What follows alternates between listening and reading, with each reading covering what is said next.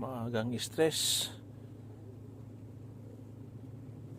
Ang lupit talaga ng quality ng Ford Everest. Pag ganitong umuulan sa labas, umuulan din dito sa loob.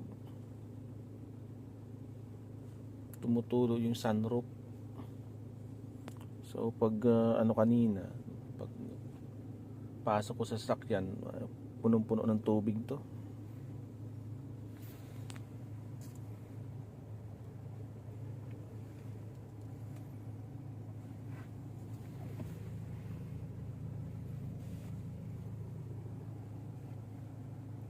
Hindi pala maganda yung bibili ka ng sasakyan na may sunroof.